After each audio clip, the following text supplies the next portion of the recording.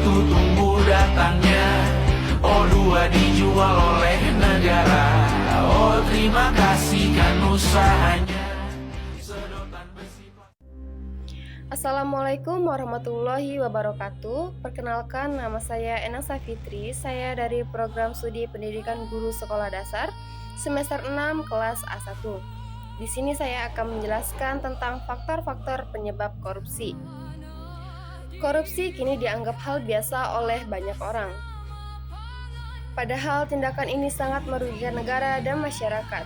Berbagai upaya penindakan telah dilakukan, namun korupsi masih saja terjadi. Masalah ini tidak hanya soal menangkap pelaku, tapi perlu dipahami akar penyebabnya agar bisa dicegah sejak dini melalui pendidikan dan kesadaran.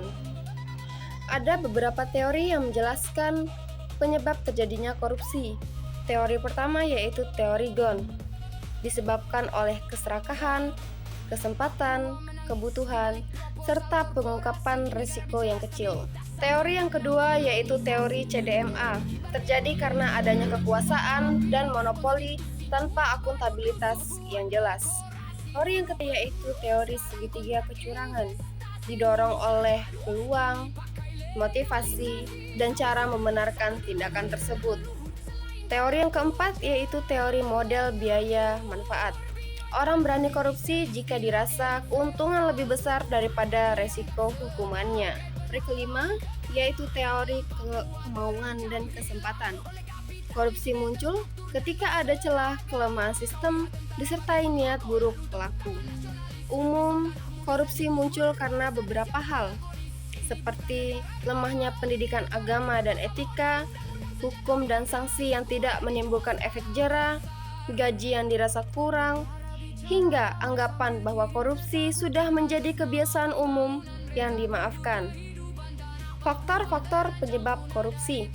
Yang pertama yaitu faktor internal, dimulai dari diri sendiri, seperti munculnya sifat serakah, selalu merasa kurang dan ingin lebih, tanpa memperdulikan halal atau haram.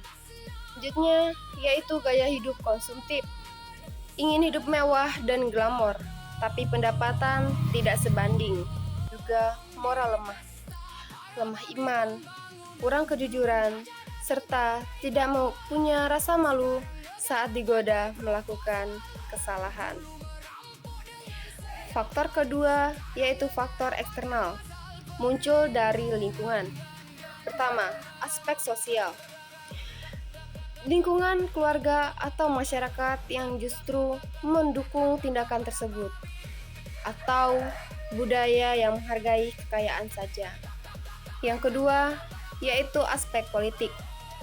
Pandangan bahwa politik adalah cara mencari keuntungan, memunculkan politik uang dan suap demi kekuasaan. Yang ketiga yaitu aspek hukum. Aturan yang rumit, banyak celah, dan penegakan hukum yang lemah, serta sanksi yang ringan. Yang keempat yaitu aspek ekonomi. Sistem yang tidak transparan, meski fakta menunjukkan korupsi besar justru dilakukan oleh orang yang sudah kaya. Yang kelima yaitu aspek organisasi. Lemahnya pengawasan, kurangnya ketegasan pemimpin, dan sistem pengendalian yang longgar. Korupsi membawa dampak buruk di segala sisi, seperti menghambat pertumbuhan ekonomi, merugikan keuangan negara, menurunkan kualitas pendidikan dan kesehatan, merusak kepercayaan masyarakat pada hukum dan pemerintah, serta memperparah kemiskinan dan ketimpangan sosial. Korupsi merampas hak-hak dasar rakyat. Untuk menghentikannya, penindakan saja tidak cukup, harus dibarengi dengan pencegahan, pendidikan anti korupsi, dan pemberian sanksi yang berat, seperti perampasan aset pelaku agar timbul rasa takut dan jera.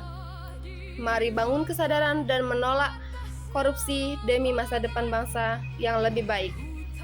No corruption. Baik, itu adalah penjelasan saya tentang faktor-faktor penyebab korupsi. Saya akhiri. Wassalamualaikum warahmatullahi wabarakatuh. Masih dipeluk setan, alergi berat.